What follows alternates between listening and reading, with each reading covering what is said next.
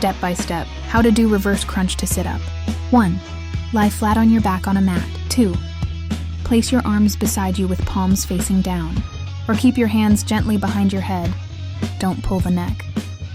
3. Bend your knees at about 90 degrees and lift your legs, so your thighs are perpendicular to the floor. Movement steps. 1. Reverse crunch. Engage your lower abs and lift your hips off the floor, curling your knees toward your chest. Keep the movement controlled. Don't swing your legs. Slowly lower your hips back down, but keep your feet off the floor. 2. Transition to sit-up. Once your hips touch the mat again, immediately roll your upper body up into a full sit-up position. Exhale as you lift your chest toward your knees, engaging your upper abs.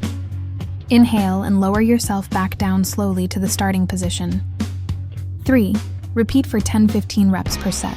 Aim for 2-3 sets depending on your fitness level. Tips for proper form.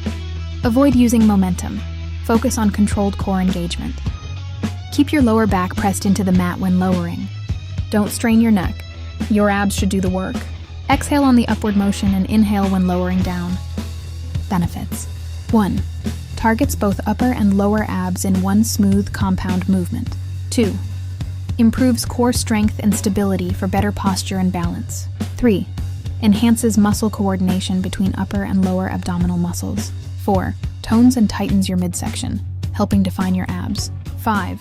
Increases calorie burn by combining 2 AB exercises into 1. 6. Strengthens hip flexors and lower back when done with good control. Thanks for watching. Check my next video.